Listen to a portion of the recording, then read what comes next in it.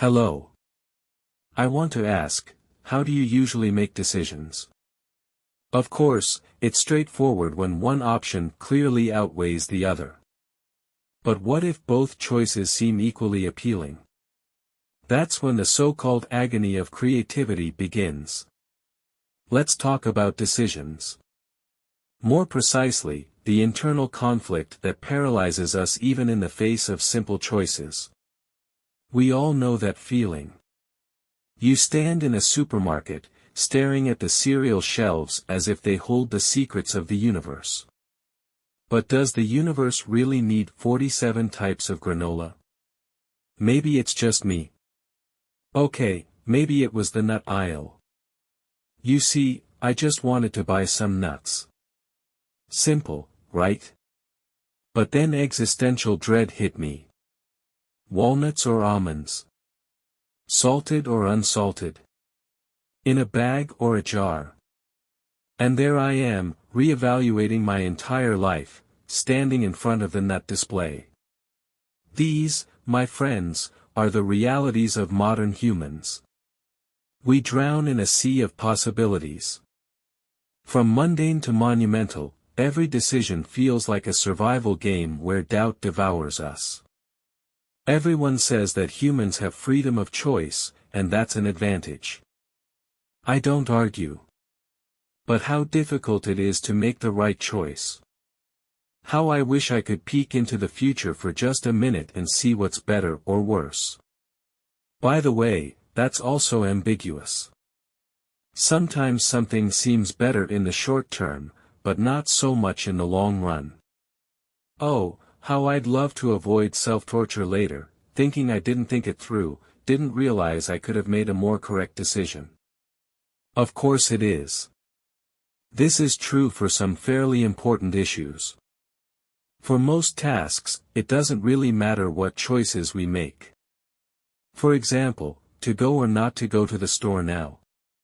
Is it going to rain? Should I take an umbrella outside? Should I wear a jacket so I won't be cold? However, there are more important questions, or just seemingly so, that we would like a more precise answer to. For example, you have bought some clothes. On the one hand it's comfortable, on the other hand it's kind of not as fashionable as you think. What should you do? Should you or should you not return these clothes back to the store? And the decision deadline is inexorably approaching. And the doubts begin. You can, of course, consult with a close person or a relative. But what if there is no one to consult? And even if there is, they all say differently. And what if you yourself are constantly changing your opinion on the subject? That's where you start to get nervous, which immediately has a negative impact on health and emotional well-being. And that's no good. We've got to do something about it. Surely you've heard of the Buridan donkey. According to legend, the 14th century French philosopher Jean Buridan conducted an experiment on his donkey. He offered the animal two equally attractive feeders, one with barley and one with oats.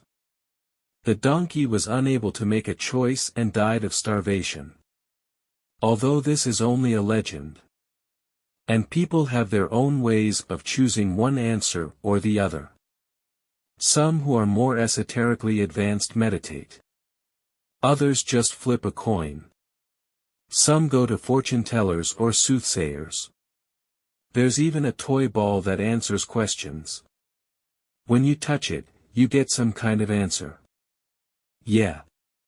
It's a toy. But it can also give you a solution, especially if you use it correctly. The main thing is to let the received information pass through you and feel where you personally want to stop. All of these methods work successfully when applied correctly. However, there is a small inconvenience.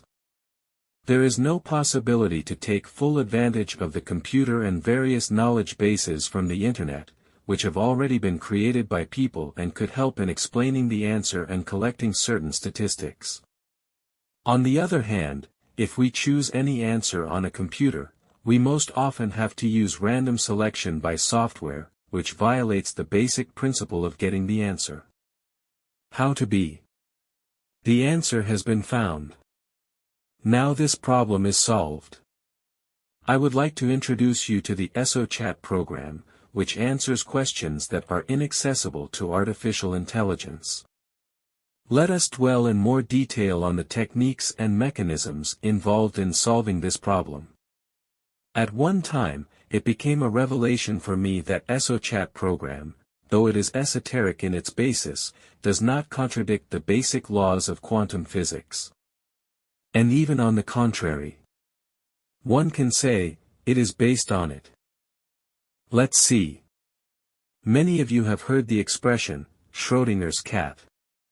It is a mental experiment proposed by one of the creators of quantum mechanics, Erwin Schrödinger, in 1935 when discussing the physical meaning of the wave function.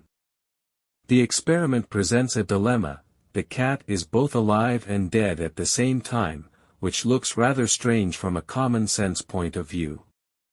This experiment illustrates that all possible versions of events in the universe exist in parallel and at the same time, and the reality for man is the one he makes the subject of his attention. Schrödinger wrote, "Any system, as long as it is not observed, is in a state of superposition. That is, in two, or perhaps more, positions mutually exclusive of each other. It turns out that we cannot know exactly what state or point of space some particle is in at any given moment until we observe it.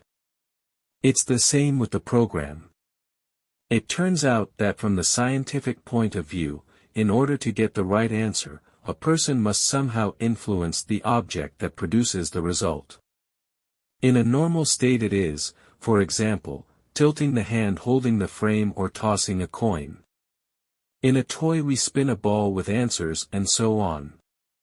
If we consider it from the esoteric point of view, then people advanced in this matter will easily understand that when establishing a connection with the astral entity helps a person on the subtle plane to determine the answer to a question by merging with the subtle body of a person and accordingly induces him to perform some action or deed.